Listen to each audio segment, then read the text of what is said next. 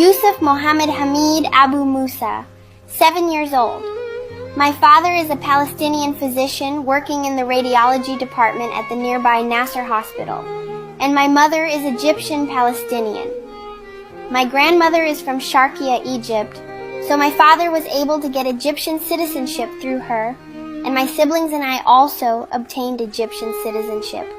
I have a sister named Judy and a brother named Hamid. I'm the youngest. On October 15th, there was shelling by the Israeli occupation forces on the Nur al-Shams refugee camp inside Tulkarm city in the West Bank. My dad was working a 24-hour shift in the emergency department. Before he left, I called for him, my mom, and my siblings. I told them I wanted a family hug, for us all to stand together and hug each other. Dad went off to work, and 2 hours later, we heard the sound of shelling.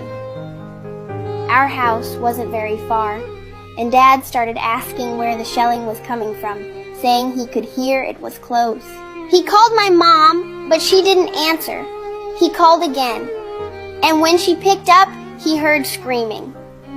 Dad lost his nerves and ran to the emergency room. As soon as he arrived, he could hear my mom's and brother Hamid's voices screaming.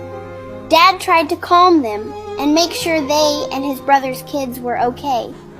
Then he asked my mom, "Where is Yusuf?" She said she didn't know where I was.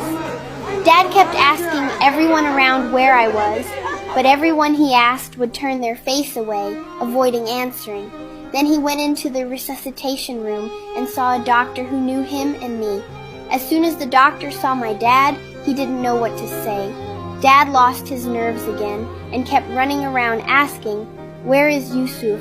My mom had stopped too, and they were all saying, "Yusuf is 7 years old. His is a white sweet boy with curly hair." There was a photographer taking pictures of the injuries and events. He opened his camera and started showing my mom and dad the photos until my dad recognized me from my clothes in one of them. When he asked the photographer where that child was, the photographer just shook his head without answering. Then someone there said, "I was carrying him and took him to the fridge," meaning the mortuary. My dad said, "I'll go see him. Maybe it's not him." But he couldn't walk. He was so scared. When he got there, he saw his colleagues looking at him sadly, and they helped him into the mortuary. When my dad went in, he confirmed it was me, Yusuf, his son, whom he loved so much. When he looked at me, he felt like he was dying. He also found my older cousin, just 2 years older than me, and another older cousin, and his sister-in-law, whose husband couldn't recognize her because she was just body parts. As for my injured cousins, one had a compound fracture in his thigh, arm, shrapnel in his abdomen, and burns. His sister had a pelvic fracture and a deep wound to the bone in her back. When my dad saw all this, he couldn't speak except to say, "Praise God, and God is sufficient for us. Most excellent is the protector." My dad couldn't tell my mom that I had been martyred because when he told my brother Hamid about me, he had a nervous breakdown, screaming, "I want Yusuf."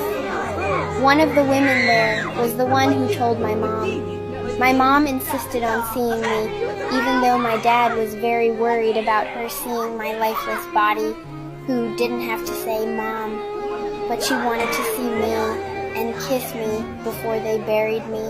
My dad said he lost everything, his family, home, and life, but the biggest loss was me, Yusuf, the baby of the family. He said whenever he would leave for work, I would come hug and kiss him and be the first one to run to him when he got home. While my parents were looking for me, a photographer was filming everything. When he posted the video, the whole world grieved for me and many people cried. They said this was impossible to be just a movie that could win an Oscar because nothing in the real world could break hearts like what we're seeing. My mom and dad loved me so much. They said I was the light of the home, and now the home was extinguished, and the home was no more. They commended me to God as one of the martyrs. May God have mercy on all our martyrs, and God willing, we will be birds in paradise. God is sufficient for us. The most excellent is the protector. My heart breaks to share this brutality taking place in Gaza and ethnic cleansing across Palestine. If your heart breaks too, contribute to stop this genocide.